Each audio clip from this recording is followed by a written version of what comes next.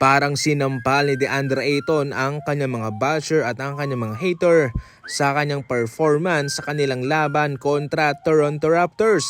Walang nakapigil rito kay DeAndre Ayton. Perfect siya, 100% ang kanyang shooting sa field.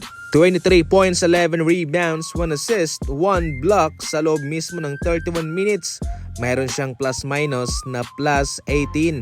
Ibig sabihin nun ay kanilang na-outscored ang Toronto Raptors ng nasa 18 puntos kung itong si Ayton ay naglalaro. 10 out of 10 sa field, 3 out of 4 sa free throw, 0 turnover, 1 offensive rebound at 10 defensive rebounds. Gumawa po ng record dito itong si Ayton sapagkat 4 lamang sila na mayroong mga ganyang stats sa prangkisa ng Los Angeles Lakers. Sinamahan niya na sina Will Chamberlain, Mitch Kupchak at Shaquille O'Neal. Kaya ano ngayon sa mga nagsasabi dyan na i-trade nilang daw itong si Ayton?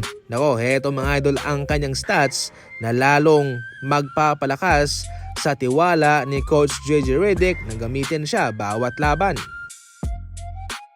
Walang DeAnthony Melton ng Golden State Warriors at wala rin po si Jimmy Butler.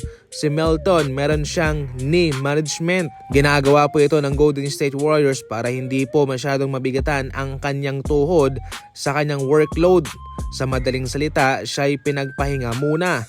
Itong si Butler naman ay mayroon siyang personal reason at hindi po siya makakalaro. Pribado po mga idol ang mga ganyan, kaya si Jimmy Butler lamang ang nakakaalam ng dahilan kung bakit ayaw niya mismong maglaro. Ngayon pa man ay hindi po dapat na mabahala ang mga fans ng Golden State Warriors sapagkat masa naman itong si Draymond Green katulad ng kanyang ginawa sa kanilang latest na laban kung saan siya'y pumuntos ng 20 at nakapukol pa ng ilang 3 mga idol. Sa ating huling balita naman, nilamangan na nitong si Kevin Durant sa Dirk Nowitzki para sa NBA all-time regular season scoring leaders. Importante po itong mga gantong achievements sapagkat dito mo makikita kung gaano kakasipag na umiscore. Pagkatapos kay Nowitzki, eto namang si Michael Jordan ang kanyang susunod na gigabain ang numero. Sa ngayon mangangailangan na lamang po ng nasa 731 points itong si Kevin Durant para kanyang malampasan naman itong si Michael Jordan at pagkatapos nun ay itong si Kobe naman. Siyempre number 1 itong si LeBron na mayroong 42,575 points. Parang suntok sa buwan itong points ni LeBron para kay KD mga idol. Pero siyempre kung tatagal siya sa NBA katulad ni LeBron, totally meron siyang legitimate na chance na malampasan ang numerong iyan.